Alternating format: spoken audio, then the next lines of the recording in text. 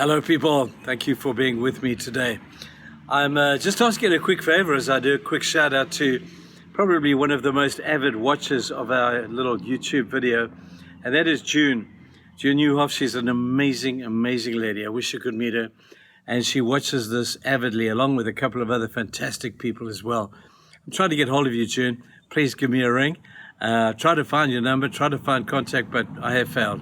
Desperately want to just say hi and see how you're doing. Thank you. All right, let's begin. We're talking about the veil. God often puts a veil in front of what he's doing, and it looks like mysterious because all we can see is the veil. We know he's doing something behind the veil because we can see just enough to know that God is at work. We're talking about the veil of darkness right now.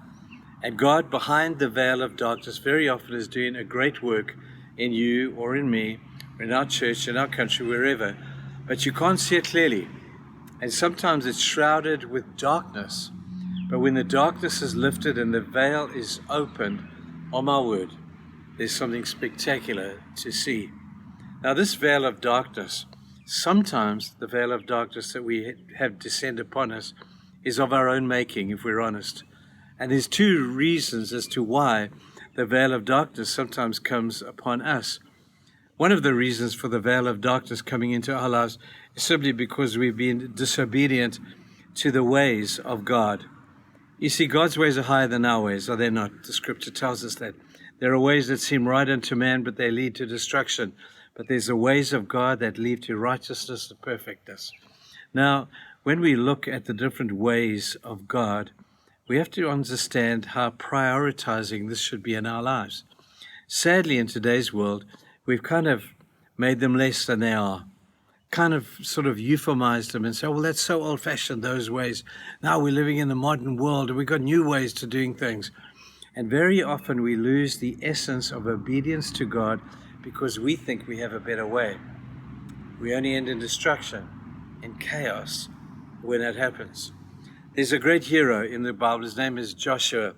And God gave to Joshua very specific instructions as he was about to lead the children of Israel into the promised land.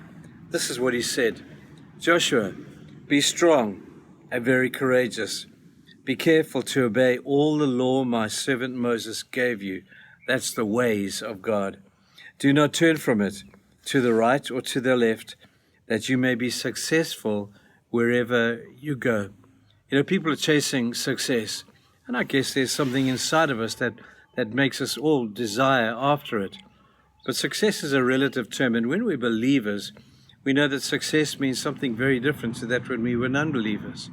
Success in the eyes of God is simply to follow the ways of God, simply to be obedient to God's ways, not ours.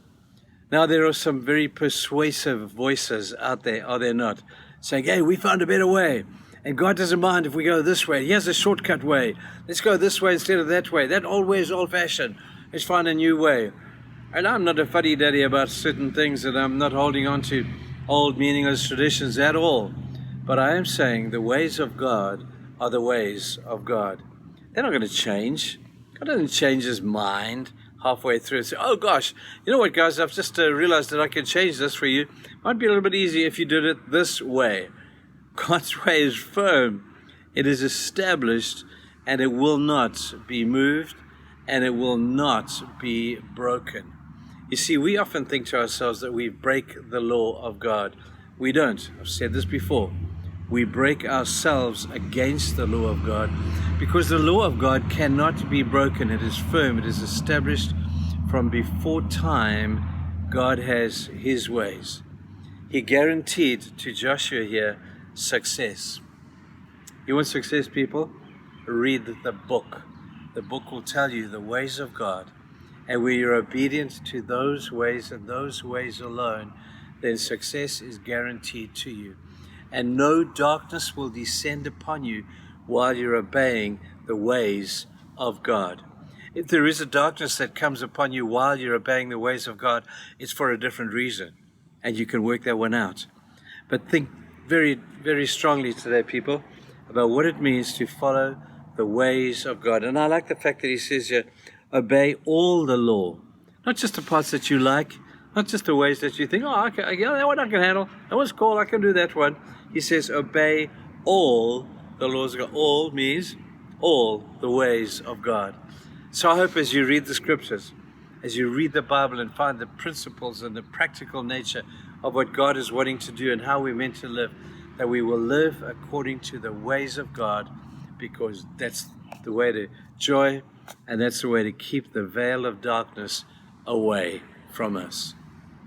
It's a miserable place to be behind that veil, especially when you're to blame. Have a good day, people. We'll see you tomorrow. Bye.